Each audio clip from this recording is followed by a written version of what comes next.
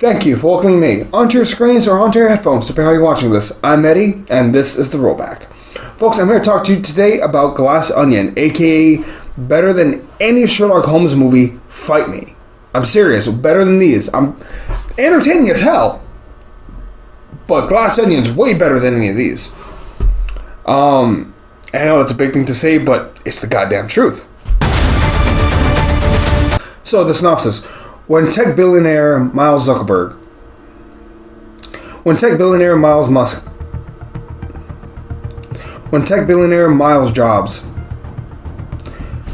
Sorry, it took a sec to get my head back on straight. Tech millionaire Miles Braun invites all of his friends to his Greek island for a getaway mid-COVID pandemic. Once a body turns up dead, Inspector LeBlanc is on the case. Private Detective LeBlanc is on the case. So this movie, I don't know how to sing its praises enough. I don't have enough time to sing all of its praises because these videos are supposed to be short. I wish I had the time to do a video essay. Damn, where do we start? I guess just from the beginning. So this song, okay, let's start with what a glass onion is. And I know it takes a sec to get there, but it's an allegory for the whole film. So a glass onion is a film, it's a song by the Beatles. Essentially an answer to people who are always trying to read too far into the lyrics. Glass onion is essentially like, oh, you're peeling back all these layers. Guys, it's glass. It's clear. It's see-through. There's no deeper meaning. It's made out of fucking glass. That's kind of the point. It's kind of like, there's an old saying in one of my English classes.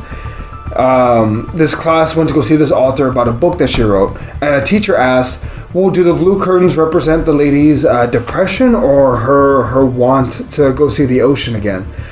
And the writer says the curtains are blue because they're fucking blue. Like, there's no more to it than that. In that same capacity, that's kind of what a glass onion is. Now, that glass onion is now applied to the mystery, but more or less to the simple fuck that is Miles Braun Musk. I'm sorry. I'm not that sorry. Okay. So, this film takes place, obviously, on an island. It's kind of like a Clue whodunit, in a way. We have some people that kind of matter that all depend on Miles Braun. We have Dave Bautista, aka like this like E-stream gamer guy who got caught hawking rhino horn Viagra pills to teenage boys, who was found to be a fraud, whose career is on the downslope. On the other side, we have this lady by the name of Birdie, played by Kate Hudson. That took a sec. Played by Kate Hudson, who is like this Kardashian influencer model airhead who is getting in trouble for having sweatshops, which her dumbass thought that a sweatshop, because that's where she had her sweatsuits made. She thought a sweatshop was where you have sweatsuits made. I'll let that sink in. That's how stupid this woman is. You've also got Claire, a woman who's kind of presented as like this average middle class suburban mom running for now governor. She was governor of Connecticut. Now she's running for the senator. And she's represents herself as like this super liberal, like all the way, new green power, when in reality she's just answering to another billionaire and his whims to use Clear, this form of really unstable seawater hydrogen fuel that could essentially turn every house into the Hindenburg. Her, along with Lionel, this scientist who was a substitute teacher when Braun met him, also answers to Lionel, who has to make all of his ideas work somehow. It's these four people who all depend on Miles Braun. There was another individual, though. Miles Braun initially had a partner by the name of Andy. Andy helped found the company. Well, I guess it was more her idea. She founded the company. She came up with the idea and whatnot.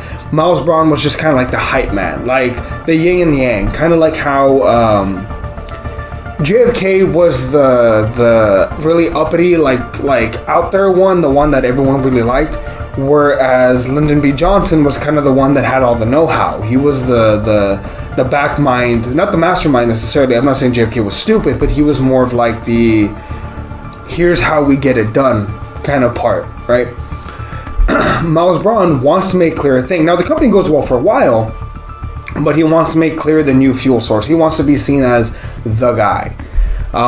When Andy says, you're going to sink our company by sinking so many resources into it, it's also unstable and not safe, I will take half the company and torpedo you. Miles Braun has the lawyers redo the contracts to where Andy can get kicked out. And when it comes to the a court case, all the friends latch onto Braun and lie and say that the company was all Miles Braun rather than Andy. Andy fights this case as long as she can, but eventually she finds the fucking napkin, the one smoking gun. And she goes to the island, or so we're led to believe. There's an early twist in the film that reveals that Andy actually died of suicide in her car, of carbon monoxide poisoning, when she just happened to have a bunch of sleeping pills in her system. Her twin sister, Helen, who I guess the other characters didn't know about for some reason, or weren't aware. Anyway, Helen reaches out to LeBlanc when she finds this invitation that was sent to Andy from Miles. Reaches out to LeBlanc and says, I think he killed my sister, or one of them did. They all have motive to do so, and the time. Maybe they did, maybe they didn't. Can you help me? And LeBlanc takes on the case. When he appears at the island, it's under the impression that someone must have invited him randomly, when in reality he invited himself so he could crack the case of Andy's death. He even convinces Helen to come along because he needs a way to disrupt everything. Which, by the way, all these people call themselves the disruptors. Fuck you. And I want to be very clear. I'm not talking to the actors. I'm talking to the characters. Fuck you. You're not disruptors. You're individuals that think that they're being mavericks by going against the status quo. But in reality, when you going against the status quo is harming people, you're an asshole, not a disruptor. Breaking the status quo in the hope of good is one thing, but breaking the status quo in hopes of destabilization is not a fucking good thing, you selfish fucks. I'm sorry, I'm getting off topic. As you can tell, I really like this film. But there's also another great part. Benoit LeBlanc is easily the best original detective created maybe in the last 20 years, if not more so. I can't think of anyone that can compare. Like, three best detectives, and I know what I'm saying when I say this: LeBlanc, Sherlock, Batman. I'm not saying in that order, but I'm saying, like, those are the three best fictional detectives. And LeBlanc, we've only had him for 2 films, but damn, have they not been 2 incredible films. LeBlanc is one of the disruptors in this whole plan. He actually gives Miles Braun the whole idea of how to commit this murder, or how it could take place. Again, he's there under the guile that he was invited by someone else, when in reality, he's trying to help Andy find the napkin and find proof to show Andy was killed, and also Braun lied to the public. Claire never really played a role in this film, not initially. Well, not in LeBlanc's case initially. Let's talk about this billionaire douchebag for a sec, shall we? Let's talk about this billionaire douchebag. Not this one, not that one, not that one, that one. Okay, so this douchebag has never had an original thought. All he does is take other people's ideas and shit, reshape them, and says, hey, look at what a genius I am. Does that sound familiar? Seriously though, by the way, that wasn't a coincidence. When Rian Johnson was asked about it, he just said, I mean, what happens, happens. That's not an exact quote, but you get what I'm saying. This movie was not in response to this dipshit. It was just done that way. But that's besides the point. Anyway, back to Miles Braun, an idiot who has never had an original idea, who's a great hype man, but nothing else other than that. He stands on the shoulders of people of color and women to make himself seem bigger, better, badder, I am this genius. No, mate, you took advantage of other people in their situation, or you presented others' ideas as your own, you bastard. But none of this helps him, because when Andy found the napkin and sent the email to everybody, I think it was Lionel who was actually the biggest backstabber, which is kind of in contrast to Andy, both people of color working for this asshole, but Lionel messages or faxes, because he's eccentric, faxes Miles and says, hey, Andy has a napkin, she's going to prove that you were a fraud, that we all lied under oath and we all might go to jail. They all go to try and reason with Andy, but none of them are successful. Miles went before anyone else, though. He's actually the one that ends up killing her. Puts her in her car, she dies of carbon monoxide poisoning, no one else can get to her. Bear in mind, all the information was suppressed, which, now that I think about it, I don't know why Miles Braun was okay with Andy being there. Like, do you think she survived? Or what?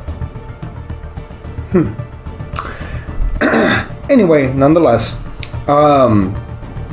we have this douchebag who feels the need to flex, who takes advantage of people in hard situations. At one point, this douche has the Mona Lisa, the most famous art piece in the world, on display in his mansion, just to say, look what I got, guys. I'm rich. Like a douchebag. But it gets interesting because he at one point says, I want my name to be mentioned in the same breath as the Mona Lisa. Not exactly an original thought. He just wants to be remembered for something good, hence why he latched on to Clear. Maybe it's not going to go down that way. Now, I won't spoil the whole film as far as who dies or what goes down, but damn, Rian Johnson masterfully crafted a film, a great film, as good as Knives Out. I actually think I hated the Knives Out characters more, but that's because I hate second generation rich douchebags. But nonetheless, but now I want to talk about the creator, Rian Johnson. He does masterful work in this film. He created not one but two great detective films that you can piece together if you want to try. Props. Knives Out was great. This is also amazing. Like, both films are standouts. Rian Johnson, I understand, got a lot of flack for his Star Wars film. He has done nothing if not redeem himself with these two films. I mean, mate, stick to mystery films. You're pretty fucking great at it.